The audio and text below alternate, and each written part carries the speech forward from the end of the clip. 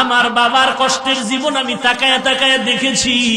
বাবায় কোমরে মাজায় গামছা লাগায় মানুষের বাড়ি কাজ করে খানা নিয়ে আসে। এমনও ঈদের দিন গেছে একটা নতুন জামা আমার বাবায় দিতে পারে না। মাঝে মাঝে তাকায় দেখতাম আমার মায়ের কাছে বাবায় বসে বসে কান্না করে। আমি বলতাম, রে ও মা, বাবায় কেন কাঁদলো?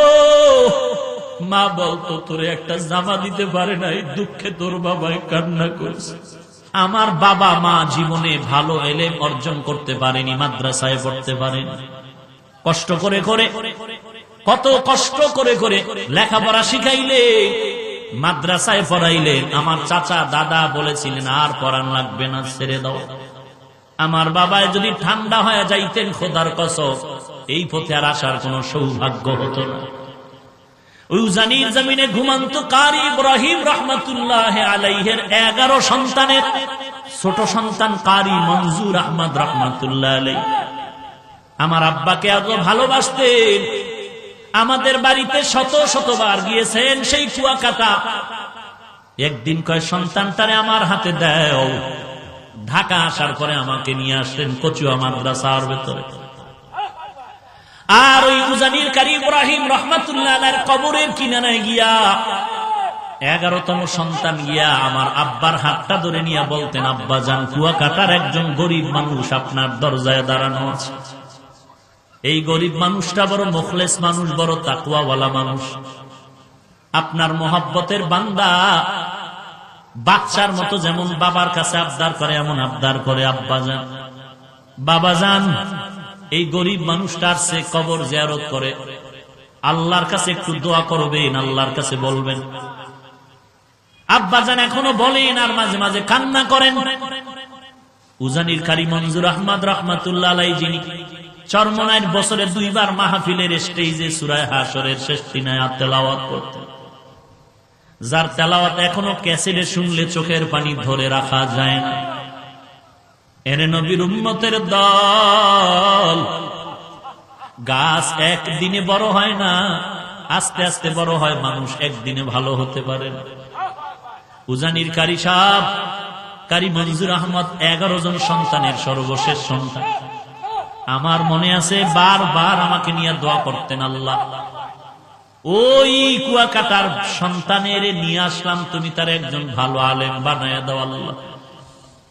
আজকে আল্লাহর কাছে দোয়া করে গেলেন, কিন্তু দেখে যেতে পারলেন না যে হাফিজুর রহমান কেমন হয়ে গেল। আমার হাত আর তার হাত এক জায়গায় নিয়ে এইভাবে উঠায়া উজানি বৈশা ঘরে বৈশা দোয়া করতেন, আল্লাহ, আমার হাতের সাথে ওর হাতটাও তুমি কবুল করে নেও। আমি চাই ও ভালো একজন আলেম হবে আর একটা বড় মাদ্রাসা করবে। আজকে ঢাকার শহরে রমজানের শেষের দিকে মাদ্রাসা ঢালাই দিলাম 7,500 স্কয়ার ফিট ছাদ। মাদ্রাসা চলতেছে, কিন্তু কারি সাহেব দেখে যেতে পারলেন না সেই দোয়ার মাদ্রাসা। জায়গা নাই, 2-3 বছর ধরে বাইতুল্লাহর গিলাফ ধরে ধরে কানলাম, আল্লাহ একটা জায়গার ব্যবস্থা করে দাও। 3টা বিল্ডিং ভাড়া চলতেছে। অল্প অল্প টাকা দিয়া 11 কাঠা জায়গা বানা করলাম। 2-3 বছর লাগায় টাকা শেষ করতে পারি। যাদের থেকে বায়না করলাম, বললাম, ভাই, যেই টাকা দেওয়া হয়েছে এই পরিমাণ জায়গা দিয়ে দেন, আমরা টিনের ঘর করে ওখানে যাই, ভাড়া টাকা দেওয়ার সুযোগ নেই। পরামর্শে যখন সিদ্ধান্ত হলো আমাদেরকে দলিল দিবে, আমরা বাউন্ডারি ওয়াল করতে শুরু করলাম। 6 কাঠা জায়গা পাইলাম, আর 6.5-7 কাঠা জায়গা পাইলাম না একই প্লটে। যখন বাউন্ডারি করতেছি, জানি না আল্লাহর কুদরত, আল্লাহর কুদরত। একটা যুবক ছেলে আইসা আসরের নামাজের সময় নামাজ পড়ে, আমি মাদ্রাসার বাউন্ডারির পাশে বসে আছি। মোলাকাত করলো, আমার এক বন্ধু নিয়ে আসলো, বলে, হুজুর, এই যুবক আপনার পাগল। বলে, হুজুর, আমি 16টা বছর ঢাকার বারান্দায় বারান্দায় কাজ করছি আর ঘুমাইছি, কত কষ্ট করেছি। আল্লাহ তাআলা যে দিনের পথে আনছে, আমি আপনাকে দেখার বড় পাগল। 2000 সাল থেকে আল্লাহ আমাকে হেদায়েতের পথে আনছে বয়ানের মাধ্যমে। আমি 40 লাখ টাকা দিয়ে একটা মসজিদ বানাইছি, আপনি জুমা পড়ায় একটু আমার উদ্বোধন করে দিবেন। কথায় কথায় বলে, হুজুর, এই বাউন্ডারি কিসের? আমি বললাম, এটা একটা মাদ্রাসা হচ্ছে। এত কম জায়গা কেন? আমি বললাম, পুরাটাই ছিল, টাকা নাই। আল্লাহর বান্দা বলে, হুজুর, জায়গা লাগে 3 কাঠা নিয়ে নেন, আমি টাকার ব্যবস্থা করে দিচ্ছি। আল্লাহর কাছে তখন শুকর আদায় করলাম, রে মালিক, বাইতুল্লাহর দোয়া তুমি খালি ফিরাইয়া দাও না হয় এই যুবকের আমি জীবনে দেখি নাই, যুবক আমারে দেখে নাই, কোথা থেকে তুমি কুদরতি ভাবে নিয়ে আস।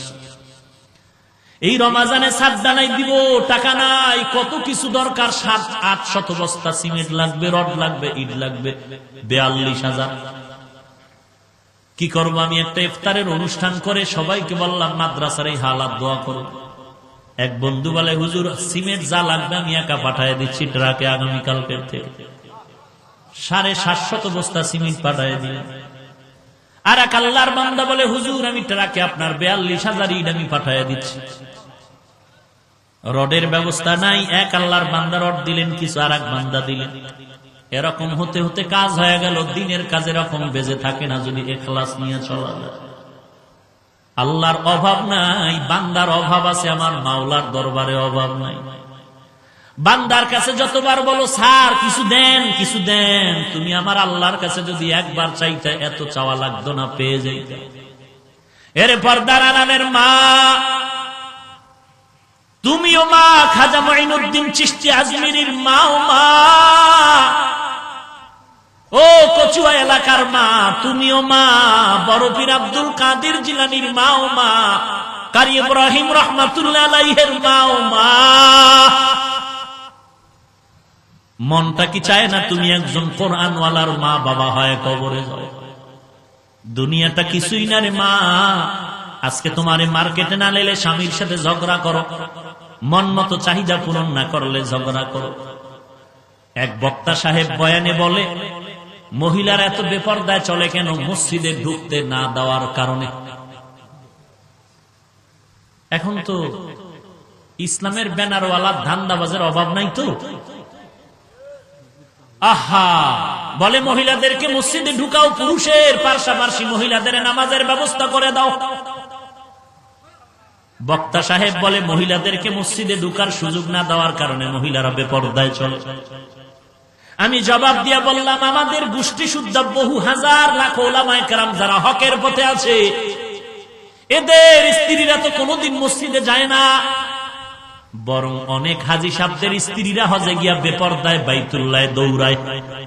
অথচ আমাদের মা, আমাদের চাচিদের নিয়ে হজ করলাম, আলহামদুলিল্লাহ আমাদের মা চাচির চেহারাটা মক্কায় বসিয়াও কেউ দেখতে পারে না।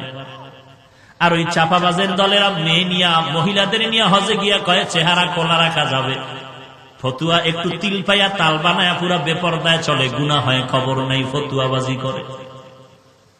এরে নবীর উম্মতের দল, তুমিও মা, আজকে তোমার বেপরদায় না গেলে, মার্কেটে ঘুরতে না গেলে তোমার মন বেজার, ঈদের খুশি আনন্দ নাই। অথচ বলো এই দেশের হক্কানি আলেম ওলামাদেরকে তাকায় দেখো, কচুয়াওয়ালাদেরকে তো বুঝানোর জন্য বাহিরে কোথাও যাওয়া লাগবে না। উজানির সোহবত প্রাপ্ত পরিবারগুলোর দিকে তাকাও, এদের নারীরা কোনোদিন বেপরদায় চলে না, মার্কেটে যায় না, মসজিদেও যায় না। তাহলে এরা মার্কেটে যায় না কেন? মসজিদে না যাওয়ার কারণে এরা পর্দা করে এমন কিছু নাকি? আসলে বেপরদায় নারীরা চলার কারণ মসজিদ না, কারণ হলো আল্লাহর ভয় নাই। মানুষের মতো দুর্বল আর কেউ নাই। আবার আল্লাহ অন্য আয়াতে বলেন, এই মানুষের মতো দামি জমিনে আর কেউ নাই। ওয়ালাকাদ কাররামনা বানি আদম ওয়া হামালনাহুম ফিল বাররি ওয়াল বাহরি ওয়া রাযাকনাহুম মিনাত তাইয়্যিবাত ওয়া ফাদ্দালনা আলা কাসীরিম মিম্মান খালাকনা তাফদীলা। আল্লাহ একদিকে বলেন মানুষ হলো সব থেকে দুর্বল, অপরদিকে আল্লাহ বলেন মানুষ হলো পৃথিবীর শ্রেষ্ঠ। মানুষের মতো দুর্বল যেমন কেউ নাই, এই মানুষের মতো শ্রেষ্ঠ কেউ নাই। শ্রেষ্ঠ দুর্বল হয়ে আবার সৃষ্টির শ্রেষ্ঠ হয় কিভাবে? বিদেশ করে 5 বছর পরে বাবায় দেশে আসলেন, আত্মীয় স্বজন আহাল পরিবারের জন্য 5 বছর পরে আসতেছেন, অনেক কিছু কেনাকাটা করে নিয়ে আসলেন। 5 বছর বিদেশ করার পর বিশাল শপিং করে মার্কেট থেকে কেনাকাটা করে আসলেন। বিদেশি কত কসমেটিক, কত জামা কাপড়, কত কিছু নিয়ে আসলেন। এর মধ্যে আকর্ষণীয় 2টা জিনিস নিয়ে আসলো। নিজের জন্য 90,000 টাকা দামের একটা মোবাইল, আর স্ত্রীর জন্য একটি 50,000 টাকা দামের মোবাইল। গাট্টিটা এতে ঘরে এসে স্ত্রীকে বলে, সব কাপড় কসমেটিক ভাগ ভাগ করে অমুককে দাও, কিন্তু মোবাইল 2টা নিজ হাতে টি টেবিলে রাখলেন। আর বললেন, কেউ দিকে নজর দিও না, তাকাও না, ধরবা না। ওই আল্লাহর বান্দার 2টা সন্তান, একটা সন্তান বড় আর একটা ছোট বাচ্চা। বড় সন্তান মোবাইলের দিকে নজর পড়ে গেল, ইনটেক করা প্যাকেটটা হাত দিয়া ধরলো, বাবায় গরম হয়ে গেল। নিষেধ করছি, ধরলি কেন? 5 বছরের মায়ার মাঝখানে যখন বাবার ধমক এসে গেল, কমাও কমাও, ধমকে সন্তান রাগ করে, অভিমান করে ভিন্ন রুমে গিয়া সন্তান চোখের পানি ফেলে কান্নায় বিভোর। 5 বছরের মোহাব্বত, মাত্র মোবাইলের প্যাকেটটায় হাত দিলাম, বাবায় ধমক দিল কেন? অভিমান করে সন্তান অন্য রুমে গিয়া কান্না করে। বাবায় মোবাইল 2টা টি টেবিলে রেখে ফ্রেশ হওয়ার জন্য ওয়াশরুমে গেলেন, বাথরুমে। আর একটা ছোট বাচ্চা, শিশু বাচ্চা, মোবাইলের ইনটেক প্যাকেটটা খুলিয়া মোবাইলটারে বের করে পানি দিয়া ভিজা, এরপরে ফ্লোরে দিছে আসার। এমন আসার দিছে ভেঙ্গে চুরমার হয়ে গেল। বাবা বাথরুমে বয়ে শুনে বিকট আওয়াজ, কি ব্যাপার, আবার সিলিন্ডার ব্রাস্ট হয়ে গেল নাকি? বাথরুমের গুল্লি মারি আগে দেখি কি ব্যাপার। দরজাটা খুলিয়া দেখে 90,000 টাকা দামের মোবাইল নাই হয়ে গেল। তাকায়া দেখে কে করলো কামটা, তাকায়া দেখে ছোট বাচ্চা বসে আছে মোবাইলের গোড়ায়। বাবায় গরম চোখ দিয়া সন্তানের দিয়ে তাকায়া রইল। শিশু বাচ্চাটা বাবার গরম চোখ দেখিয়া সাথে সাথে চোখ থেকে পানি বের করে দিল। চুম্বুকের মতো আকর্ষণ। বাচ্চা যখন চোখের পানি ছেড়ে দেয়, বাবা হাত 2টা বাড়ায় সন্তানদের চুমু দিয়া কয়, আব্বু কাঁদবা না, তোমাকে আমি কিছু বলি নাই। বড় সন্তানটা মোবাইল টাচ করলো আর ধমক দিল। ছোট সন্তান 90,000 টাকার মোবাইল নাই বানায় দিল, ধমক তো দিল না, লাল চোখে তাকাইলো, কান্না দেখে বলে, আব্বু তোমাকে কিছু বলিনি। মোহাব্বতের চুমু খেলো। কারণটা কি? এই শিশু বাচ্চা ভাঙলো, এরপর রাগ করলো না কেন? বাচ্চাটা দুর্বল। বাচ্চা দুর্বল হওয়াটাই চূড়ান্ত মোহাব্বতের কারণ। আল্লাহ বলেন, মানুষ তুমি বড় দুর্বল, মানুষের মতো দুর্বলের জমিনে আর কেউ নাই। এই দুর্বলতাটাকে আমি আল্লাহ পুঁজি করে মোহাব্বতের দরজা দিয়া বললাম, এরে দুর্বল গোলাম, তোর শক্তি কম, তুই খানার দিক থেকেও দুর্বল, চলাফেরার দিক থেকেও দুর্বল। আমি আল্লাহ তোর এই দুর্বলতাটাকে মায়ার কারণ বানায় বললাম, এর শক্তিশালী সূর্য, আমার দুর্বল বান্দার সাথে বেয়াদবি করবি না। আমার বান্দা বড় দুর্বল, খবরদার। ওরে শক্তিশালী বাঘ, আমার দুর্বল বান্দার সাথে বেয়াদবি করবি না। শক্তিশালী বাতাস, আমার দুর্বল বান্দার সাথে বেয়াদবি করবি না। শক্তিশালী গাভী, আমার দুর্বল বান্দার সাথে বেয়াদবি করবি না। যে কারণে তাকায়া দেখো, আল্লাহ তাআলা শ্রেষ্ঠত্ব মর্যাদা দেওয়ার কারণে দুর্বল হওয়ার পরেও শক্তিশালী বাঘ আজ দুর্বল মানুষের গোলামি করে। শক্তিশালী গাভীটা দুর্বল বান্দার গোলামিতে পরিণত হয়ে গেল। একটা কৃষকের তাকায়া দেখো, গাভীটা নিয়ে যখন হাল চাষ করার জন্য ময়দানে চলে যায়, সকালবেলা নিয়ে গেল, দুপুর হাল চাষ করে, বিকাল বেলাও হাল চাষ চলতেছে। গরুটা লাঙ্গল আর জোয়াল কাঁধে নিয়ে দৌড়ায়। হাল চাষ করতে করতে লাঙ্গল আর জোয়ালের ভারে কাঁধের মধ্যে ঘা হয়ে গেল। বান্দা 3 বেলা খানা খাইলা, গাভীটারে 1 বেলার খানাও দিলা না। বাচ্চা আছে, বাচ্চাটারে দুধ দিলা না। সারাটা দিন গাভীটা হাল চাষ করলো, মাঝে মাঝে বেদ দিয়ে আঘাত দেও। কোনদিন গাভীটা ঘাটটা ঘুরায় বলে না, এর মালিক আমার 1 বেলা খানা দিলা না, তুমি ফাঁকে ফাঁকে 3 বেলা খানা খাইলা। বৃষ্টির মাঝে ছাতা দিয়া বৃষ্টি ফিরাই না, আমাকে তুমি কিছু না দিয়া আমার দুধের বাচ্চাটার 1 ফোঁটা দুধও দাও নাই। আমি তোমার এত কষ্ট করি, মাসে একটা বেতনও দাও না, খানাও দাও না। আমি রাগ করি নাই, আবার কেন আমারে বেদ দিয়া বাড়ি দিছো? কালকে থেকে তোমার ডিউটি আর করবো না। কোন গাবি বলছে নাকি? বলে নাই, বড় ওই গাভীটা সারাটা জিন্দেগি হাল চাষ করে মালিকের গোলামি করার পর সন্ধ্যাবেলা যখন ঘরের মধ্যে নিয়ে গেলা গোয়াল ঘরে গাভীটা রাখার জন্য, বাচ্চাটা সারাদিন খুঁজলো মা মা মা, সারাটা দিন বাচ্চাটায় মাকে তালাশ করে পায় না। সন্ধ্যাবেলা যখন দেখে মা বাড়ির দরওয়াজায় হাজির, বাচ্চাটা দৌড়াইয়া মায়ের ওলানি মুখ লাগাইয়া দুধের মধ্যে টান দিল।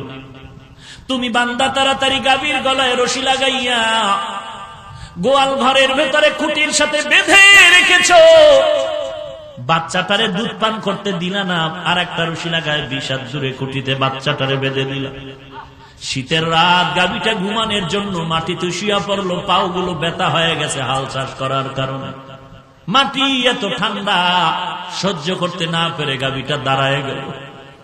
তুমি আজকে কত লেপ কম্বল গায়ে দিয়া ঘুমাও, গাভীটা ওই খোয়ারের মধ্যে মশার তাড়নায় ঘুমাইতে পারে না, তুমি বান্দা মশারি টানায় ঘুমাও।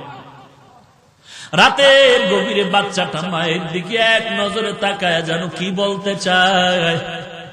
গাভীটা বলে, আম্মা জান, সারাটা দিন ক্ষুধার তৃষ্ণা সহ্য করতে পারি না, একটু দুধের ব্যবস্থা কর।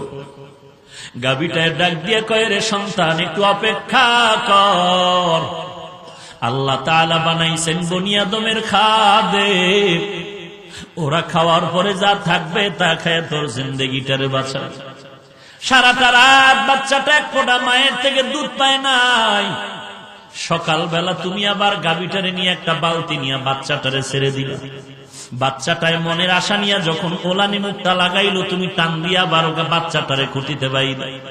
বালতিটা নিয়ে তুমি গাভীর থেকে 10-15 কেজি দুধ টাইনা ঘরের মধ্যে নিয়ে গেলা, বাচ্চাটারে দিলা না। গাভীটায় আর বড় বরদোয়া করে না, আল্লাহর কাছে শুকর আদায় করে, আল্লাহ তুমি আমারে কুকুর বানাও নাই, তুমি আমারে শুকর বানাও নাই, তুমি আমারে গাভী বানাইছো, গরু বানাইছো। তোমার আশরাফুল মাখলুকাত বনি আদম আমারে খায়, হালাল ভাবে খায়, তোমার ইবাদত করে, আলহামদুলিল্লাহ। কিন্তু যেই বান্দা বান্দি আমার বাচ্চাটারে কষ্ট দিয়ে আমার দেওয়া ভিটামিন দুধগুলো নিয়ে গেল, এত ভিটামিন খাওয়ার পরেও যে তোমার ইবাদত করবে না, আমি গাভীও তার উপরে কখনো ঋণ শোধ করা ছাড়বো না, আমি খুশি মনে তার খেদমত করব না।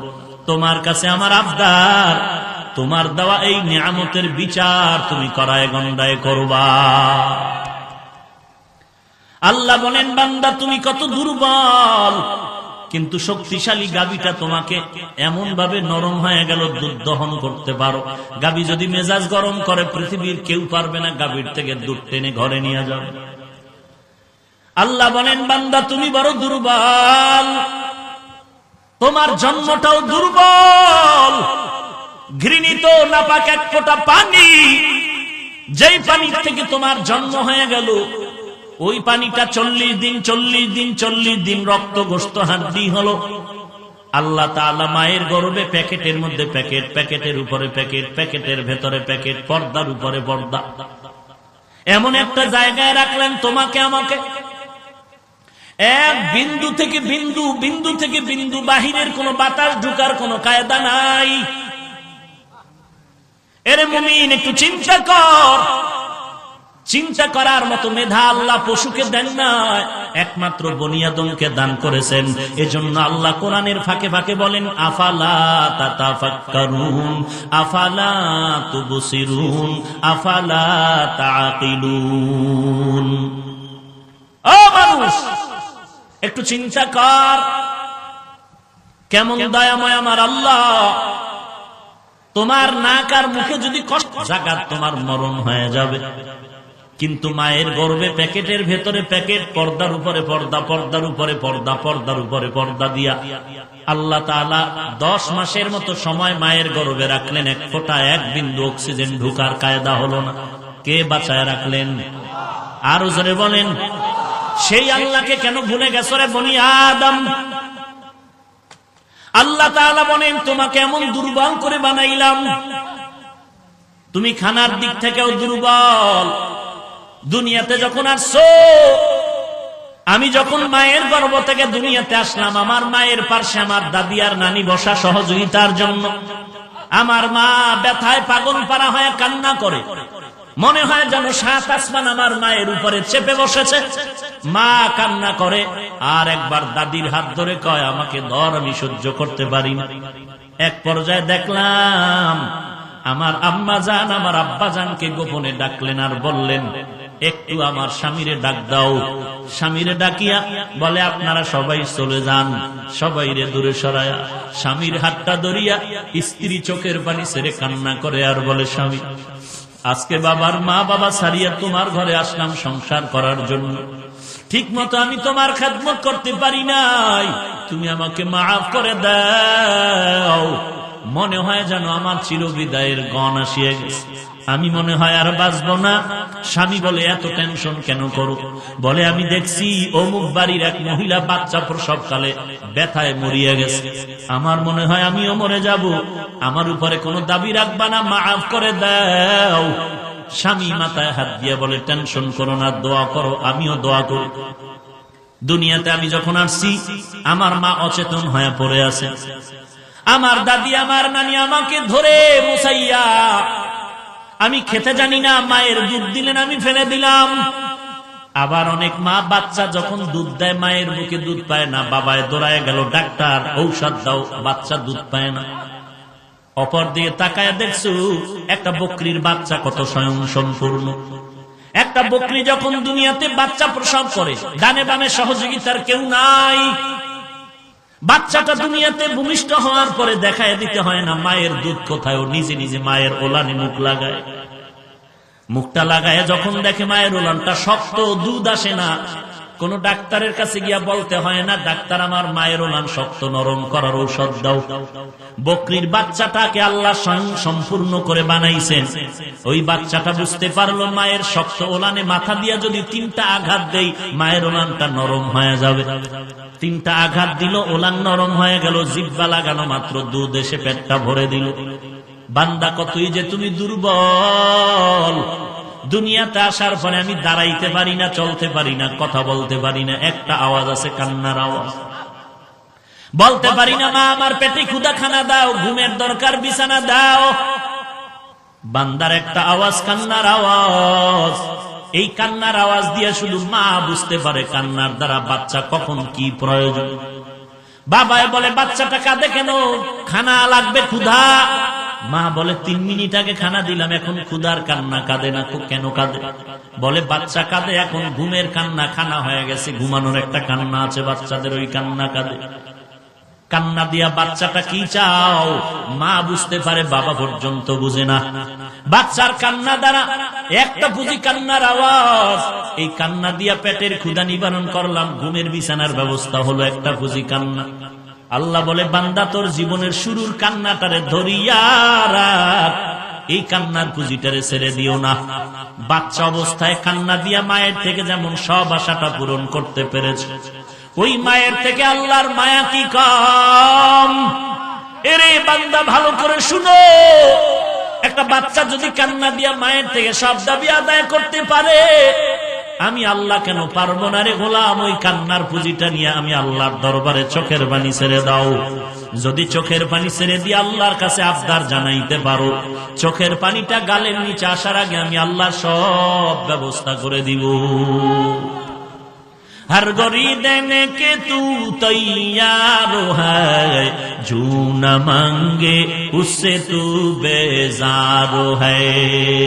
या अय्युहल्लज़ीना आमनु इस्तईनु बिस्सब्रि वस्सलाह, इन्नल्लाहा मअस-साबिरीन।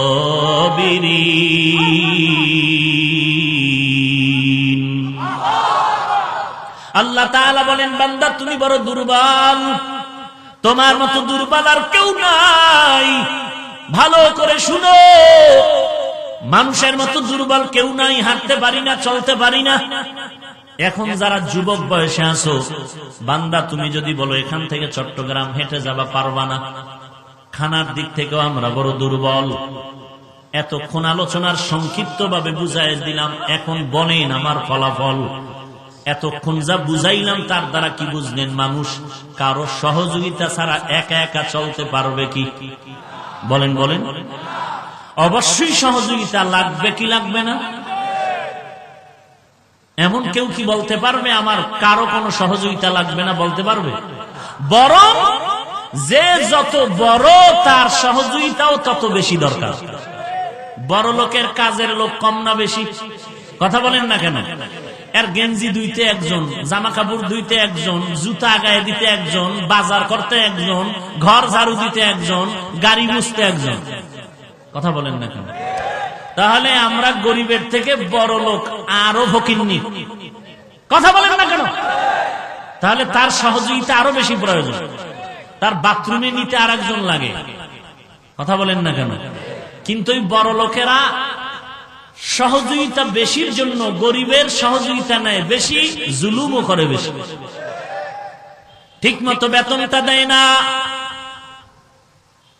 ঈদের পোশাক সব রেডি হয়ে গেল নিজের ছেলে মেয়ে স্ত্রীর জন্য, কিন্তু কাজের সন্তানেরটা হয় নাই। জুলুম আর জুলুম আর জুলুম। অথচ গরিব কর্মচারী বড় লোকের যেই সহযোগিতা করে, নিজের স্ত্রী নিজের ছেলে মেয়েটাও এমন সহযোগিতা করে না। কোন বড় লোক যদি বলে, এই ছেলে, এই বাড়ি 5 তলা তোর জন্য, জায়গা তোর, মার্কেট তোর, তোরে মাসে 1 লাখ টাকা দিল। বাবা তুমি এত আদর করো কেন? কয়েকটা ডিউটি আছে। কি বলে? দৈনন্দিন শুধু আমার 2টা জুতা মুছে দিবে। এখানে যারা বুঝের মানুষ তারা বলেন, আপন বাবা আপন সন্তানকে যদি মাসে 1 লাখ টাকা দিবে আর বাড়িঘরও দিয়ে দিবে, এই শর্তে যদি বলে জুতা মুছে দিবি, বড় লোকের কোন সন্তান বাবার জুতা মুছতে রাজি হবে? কথা বলেন। অথচ 5,000 টাকার বেতনে এই উপকারটা করে একটা গরিব ছেলে। কথা ঠিক? কিন্তু বড় লোক গাদ্দারি আর বেঈমানিও করে এই গরিবের সাথে। ঈদের কেনাকাটা সবার জন্য কমপ্লিট, কাজের সন্তানের জামা কাপড় এখনো দেয়নি, বেতন দেয়নি। এই এলাকায় আছে কিনা আল্লাহ ভালো জানে। ভাইরা আমার, তাহলে যত বড় লোক তত অভাব, তত অসহায়। এতক্ষণ আলোচনার দ্বারা আমি প্রথম কথার জবাব দিলাম, সাহায্য সহযোগিতা লাগবে কি লাগবে না? এই কথা সবাই একমত? 2 নাম্বার কথা, সাহায্য যদি লাগে তো কার থেকে আমরা সাহায্য নিব? 3 নাম্বার কথা, কিভাবে নিব? এখানেই শেষ করব না বাকি 2টা কথাও বলবো? শুনতে রাজি আছেন ইনশাআল্লাহ? সবাই রাজি? মাঝে মাঝে উঠা বসা যে করে, এটা কন্ট্রোল করেন তো আমিও আলোচনা করতে পারবো। আর না হয় মোনাজাত দিয়ে চলে যাই। কি আর একটু সামনে আগাবো? উঠা বসার কোনো ব্যারাম থাকবে না তো ইনশাআল্লাহ? কেউ উঠলে চেপে ধরবেন। এই ব্যারামটা বন্ধ করা দরকার। এটা মজলিসের চূড়ান্ত একটি আদব রক্ষার পথে বাধা। একজন থেকে নিতে হবে যার মধ্যে 3টা দুর্বলতা নাই। কয়টা? 3টা দুর্বলতা যার মধ্যে নাই, তার থেকে সাহায্য নিব। 1 নাম্বার, যার পিছু টান নাই। 2 নাম্বারে, যার অভাব নাই। 3 নাম্বারে, যার স্বার্থ নাই। কয়টা হলো? 3টা দুর্বলতা যার নাই, তার থেকে সাহায্য নিতে হবে। 1 নাম্বার দুর্বলতা, পিছু টান নাই। বলেন তো, জমিনের মধ্যে কোন বান্দা আছে যার পিছু টান নাই? হ্যাঁ? আপনি বললেন, স্যার আমাকে 5,000 টাকা দিবেন। বলে, কাল আসো। কালকে গেলেন, দরজায় তালা, পিএস কাল আসো, পরে আসো। পরে করতে করতে, কি ব্যাপার স্যার আজকে রেস্ট, পরে আসো। পরের দিন আবার গেলেন, স্যার বলে, চোর জরুরি মিটিং আছে, পরে আয়। এরকম ঘুরতে ঘুরতে এইবার স্যারের গিয়ে, স্যার একটা লোক 33 বার এই দরজা ধাক্কা দিছে। কেন? কোথায়? অমুক এলাকায়। চাই কি? টাকা। কত? 5,000। 2,000 দিয়ে দেয়। এই 2,000 যে স্যারে দিল, আপনার কাছে আসতে আসতে মাঝখানে কয়েকটা বরকতি হাত লাগছে। বরকতি হাতে 1,000 নেই। মিথ্যা বলছি? মিথ্যা বলছি? বরকতি হাতে খাইলো কত? 1,000। রইল কত? এই 1,000। এই 1,000 লয়ে যখন বাড়িতে রওনা, বরকতের পকেট মারি লয়ে গেছে। তাহলে কি বুঝলেন? বড় লোকের 5,000 টাকা দিতে কোনো সমস্যা ছিল? কথা বলেন না কেন? দেখবেন আপনি গরিবের কোনো অভাব নাই, বড় লোকের অভাব অভাব অভাব। মাইয়া পোলা বউ সব গোষ্ঠী শুদ্ধ অসুস্থ, সব কানাডা সুইডেন এরপরে সিঙ্গাপুর বিদেশে ভারত কলকাতা এখানে সেখানে ডাক্তারি পরামর্শ চিকিৎসাধীন অবস্থা আছে। গজব কমিই না কমিই না কমিই না। 5,000 চাইলেন 2,000, তাহলে পিছুটান আছে না নাই? নিজের পেট, সন্তানের পেট, স্ত্রী পরিবার আহাল এদের পেটের ধান্দা পূরণ হবে, তারপরে অন্যের চিন্তা। তাহলে পিছুটান আছে না নাই? সাহায্য তার থেকে নিব যার তিনটা দুর্বলতা নাই। 1 নম্বরে পিছুটান নাই, 2 নম্বরে অভাব নাই, 3 নম্বর স্বার্থ নাই। আমরা জানলাম জমিনের মধ্যে এমন কোন বান্দা নাই বান্দি নাই যার পিছুটান নাই, সবার পিছুটান আছে। 2 নম্বরে নজর করে দেখি অভাব। বলেন এই জমিনে অভাব নাই এমন কেউ আছেন? কথা বলেন না কেন? যে যত কোটিপতি তার অভাব তত বড়। আপনি গরিব, বাজার করার টাকা নাই, ঈদের মার্কেট করার টাকা নাই, আপনার 1,000 টাকা দিলে মোটামুটি বাজার সদায় চলে। বড় লোকের খবর নেন, সে যত টাকাওয়ালা কোটিপতি তার লাখ লাখ টাকা না হলে অভাব পূরণ হয় না। তার ঘরের মধ্যে খানেওয়ালা বাজারের জন্য লাগবে 20,000। তাহলে যত বড় লোক তত অভাব, বড় লোক যত বড় অভাব। কথা বলেন না কেন? তাহলে অভাব ছাড়া কেউ আছে?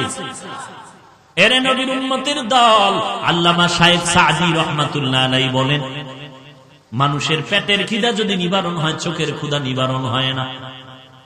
চোখের ক্ষুধা নিবারণ হয় না। এর জন্য 5 তালাওয়ালা বলে আরেকটা দরকার। 5টা বিল্ডিং এর মালিক হওয়ার পরে বলে দেশে হবে না, বিদেশ ঘর করতে হবে। মালয়েশিয়া গিয়া বিল্ডিং কিনতেছে, আছে না নাই? তাহলে অভাব আছে না নাই? কয়টা গেল দুর্বলতা? 2টা। 3 নাম্বার কি? স্বার্থ নাই। বলেন তো স্বার্থ নাই এমন কেউ আছে? কথা বলেন না কেন? পৃথিবীর সব স্বার্থবান। দুনিয়াতে সন্তান একটা জায়গায় গিয়া বলে এর থেকে আমার আপন কেউ নাই, সন্তান বলে আমার মা। কথা ঠিক? কিন্তু দেখেন গভীরভাবে নজর করে, সেই মাও স্বার্থবর। স্বার্থের টানে মা বাবা সন্তানের বিরুদ্ধে আদালতে মামলা করে। আবার বর্তমান ডিজিটাল সোনার বাংলায় তাকায় দেখেন, সন্তান স্বার্থের টানে মা বাবারে জবাই করে, মা বাবা সন্তানকে জবাই করে। এরকম ঘটনা হয় কি হয় না? তাহলে আমরা জানলাম সংক্ষিপ্ত আকারে 3টা দুর্বলতা মানুষ জর্জরিত, পিছুটান আছে, অভাব আছে, স্বার্থ আছে। আমরা যদি এবার গভীরভাবে তাকাই, এই 3টা দুর্বলতা নাই, তিনি হলেন একজন, তিনি হলেন আমার।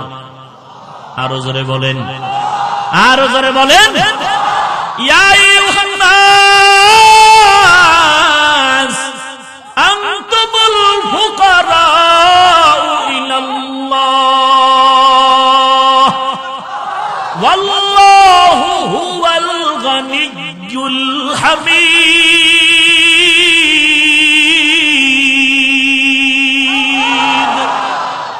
गर तवक्कुल मी कुनी हर सुबह शाम, मेरा साना तृष्टे तू अजला मकाम, जुज़बा हक चीज़े मखा अज इंसो जा, फजले उ आमस्ते दर जुमला जहा, हर गोरी देने के तू तैयार है, जो न मांगे उससे तू बेजार है। আল্লাহ তাআলা বলেন, ও দুনিয়ার মানুষ, তোমরা সবাই গরিব, সবাই ফকির, একমাত্র প্রশংসিত ধনী হলেন আমার আল্লাহ। কোটি টাকার মালিক দেখো অভাব হয় না দূর, গরিবে ঘুমায় আরাম করে মনটা বাহাদুর।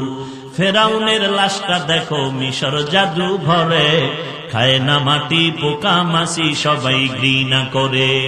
হৃদয়ে থাকিবে যার নম্রতা সদা, রহমত আসিবে সেথা প্রভুর ওয়াদা।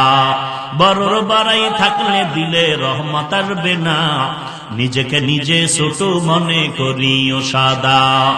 উঁচু জমিন থেকে পানি নিচু জমিনে যায়, তেমনি খোদার রহমত আসে নম্রতার হৃদয়ে।